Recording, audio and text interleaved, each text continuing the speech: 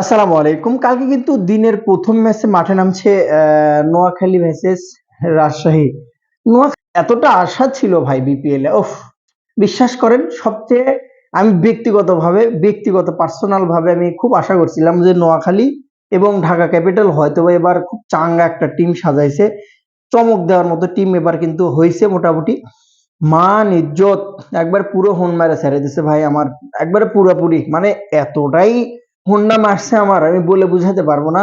যত জায়গায় আমি চাপা মারছি যে নোয়াখালী ফার্স্ট টাইম আসছে যথেষ্ট ভালো করবে, আমি বলে দিলাম আপনাকে। যেভাবে প্লেয়ার সাজাইছে, মিডল অর্ডার দেখলাম কত সুন্দর, টপ অর্ডার দেখলাম, মাছ সাজাকাতক নিল এত সুন্দর, মানে কি বলবো ভাই, মান ইজ্জত একবারে, মানে চাপাটাতে মানুষের কাছে বলবো বলার ভাষা একদম সম্পূর্ণ ব্যক্তিগত দিক থেকে শেষ হয়ে গেছে। মানে মানুষের একটা আশা থাকে না যে এবার বিপিএলটা কেমন হবে, আমি কিন্তু মানুষের কাছে এরকম ভাবে বলছি যে নোয়াখালী এবং ঢাকা যেভাবে টিম সাজাচ্ছে এবার যাতে কোয়ালিটিফুল, মোটামুটি আশা করা যায় ভালো কন্ডিশনে, একবারে পুরোপুরি গদা কাকা একবারে পুরোপুরি নঙ্গি তুললে হন মেরে দিচ্ছে। আর একবারে যে মারাটা মারছে ভাই টানে, একটা ম্যাচ যেতে, একটা ম্যাচ ভাই, একটা নোয়াখালী অন্তত নোয়াখালীবাসীর ক্রেজ, যে ফ্যান ক্রেজ, ক্রিকেটের জন্য যে পাগল তারা, অন্তত তাদের জন্য একটা ম্যাচ জেত ভাই প্লিজ, একটা ম্যাচ। কিন্তু কালকের ম্যাচটা বাদে, কালকে কিন্তু রাজশাহীর সাথে খেলা, এটা আপনি স্বপ্নেও কল্পনা করা যাবে না কোনোভাবে। না, রাজশাহী রংপুরের সাথে জিতার আসার স্বপ্ন বাদ দেন, তার মানে জিতা ছাড়াই টুর্নামেন্ট শেষ হচ্ছে নোয়াখালীর। নোয়াখালীর সমস্যাটাকে, মেন প্রবলেমটা, নোয়াখালী কেন বারবার হারছে, মেন সমস্যা গদার ভাগ্য না। ক্রিকেটে এই জিনিসটা 10%ও যায় না যে ভাগ্য 10%, আমি 5% বলি যে ভাগ্য আছে ক্রিকেটে, বাট আপনার ম্যানেজমেন্ট এবং আপনি যে একাদশ, এটা স্ট্রং হতে হবে।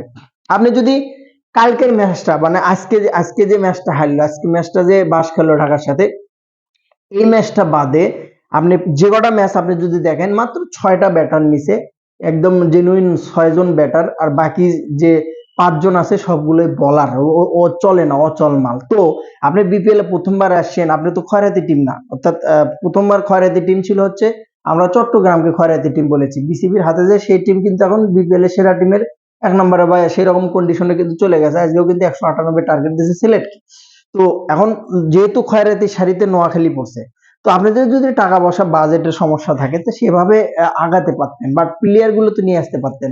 আপনি গদাকে নিচ্ছেন, সেটা সমস্যা না, মানুষের ভাগ্য আমি বলে তো বিশ্বাস করি না, কিন্তু আপনি তো টিমটা যে সাজাচ্ছেন দেখেন আপনি, সৌম্য সরকার 2টা ম্যাচ হলে ফিরছে, তার আগে যদি আপনি হাবিবুর রহমান সোহান, এত ক্রেজ এত কিছু দেখলেন, হাবিবুর রহমান সোহান যে কোন বলে কোন শট খেলা লাগবে এখন পর্যন্ত ওর এই মেন্টালিটি ঠিক হয় নাই, হুদাই পেশাল পেরে ওই যে কেমনে অনূর্ধ্ব-19 সেঞ্চুরিটা মারছে ভাই, আমার জানা নেই। হিট আছে, পাওয়ার আছে হাতত, কিন্তু আমরা জানতে হবে কোন জায়গায় প্রয়োগ করতে হবে। এখন যদি আপনি মোহাম্মদ আমিরের বেলা 4-6 বেলা যান তাহলে তো হবে না। আপনাকে জিনিসটা বলার দেখে না, বল দেখে খেলতে হবে, যে কোন বলটা ভালো কোন বলটা খারাপ, যে বলটা আমি হিট করতে পারবো। প্রতি বলে ছক্কা মারতেছে হাবিবুর রহমান সোহান, এটা হলে মেন পড়বেন, যার জন্য টপ অর্ডারে কিন্তু পাওয়ার প্লেতে 3টে কিন্তু চলে যায়। মাসা দেখার যথেষ্ট চেষ্টা করছে বেচারা বলার কিছু নাই। মুনিম শাহরিয়ার, লা হাওলা ওয়ালা কুওয়াতা ইল্লা বিল্লাহি, হাবিবুর রহমান লিরে সর্বনাশ করেছে। মানে গদার টিমে থাকবে এটা কনফার্ম। মানে কোন আক্কেলে, কোন জ্ঞানে, কোন দিক থেকে বিবেচনা করে আপনার কাছে মনে হলো যে শাহরিয়ারের বিসি 2টে দরকার নোয়াখালীতে, এই 2টে বিসি হলে আমার মনে করেন ম্যাচ জিতে দেবে? কোন অ্যাঙ্গেল থেকে আপনার মনে হলো যে গেল 2 বছর ধরে ক্রিকেটের ভিতরই নাই, যে ডিভিশন খেলার যোগ্যতা রাখে না, যে ফার্স্ট ক্লাস খেলার যোগ্যতা রাখে না, তাকে আপনি কিভাবে বিপিএল এর মঞ্চে আপনি একাদশের সুযোগ দেন, তাও টানা 2টা ম্যাচ? কিরে নোয়াখালী রে ভাই, মাথা নষ্ট। মাহিদুল অঙ্কন ভালো player, is a good player, টিমের চাপে পড়ে ভালো করতে পারছে না, টিমটা যখন খারাপ করছে, তার যে ফ্রিডমে খেলেছিল, যে ফ্রিডমে সে রান করেছিল, সেই ফ্রিডমে খেলতে পারছে না, রান করতে পারছে না। Hasan Mahmud is a good player, international player, এবং বাইরে বিদেশি লিগ গুলো খেলার মতো অবস্থায় কিন্তু হাসান মাহমুদের আছে, বাট ভালো করতে পারছে না কেন? এই যে প্রেশার, এই যে আপনার টিমের যে প্রেশার, এই কারণে। সো ভাগ্যকেও দোষ দিব না, নোয়াখালীর নিজেদের দোষও আছে, একাদশ সাজানের দোষ আছে, খয়রাতি কিছুটা দোষ আছে, কারণ এরকম ভাবে টিমটা সাজাতে পারেনি। এখন হয়তো ইদানিং 2টা ম্যাচ হলে মোহাম্মদ নাবি এবং হচ্ছে যে যারা আসছে হায়দার আলী একটু সার্ভিস দিচ্ছে, তার আগে যদি দেখেন আপনি একদম বাজে কন্ডিশন, 6টা ব্যাটার নিয়ে একটা বিপিএল কখনোই খেলতে পারে না। অপরপক্ষে যদি রাজশাহীর পক্ষে হয়, যেহেতু বিপক্ষে, রাজশাহী সব দিক থেকে এগিয়ে আছে 100% মোহাম্মদ অসীম কিন্তু কালকে খেলবে।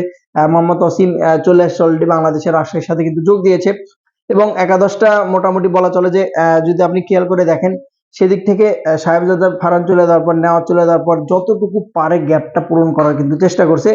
এখন প্রশ্ন জিপি নিসাম নিসামের বিষয় যেটা, যে জিপি নিসাম আসবে কিনা এই বিষয়টা ভাই সত্যিকার অর্থে এখন মতো আমিও ধোঁয়াশার মধ্যে আছি, ক্লিয়ার না যে জিপি নিসাম আসলে খেলবে কিনা, আসবে কিনা, কবে আসবে, সেম ধোঁয়াশার মধ্যে আছি এখন পর্যন্ত। 100% কোনো নিউজ, সেরকম ভাবে নিউজ পাই না। একটা নিউজ 2 দিন আগে পাইছিলাম যে সেরকম ভাবে যে আসতেছে, অলরেডি রওনা দিয়েছে, বাট এটা ফ্যাক্ট ছিল, বুঝতে পারেনি। তো ফ্যাক্ট নিউজে কিন্তু ভরপুর বিপিএল এর কন্ডিশনটা এরকম অবস্থানে আছে।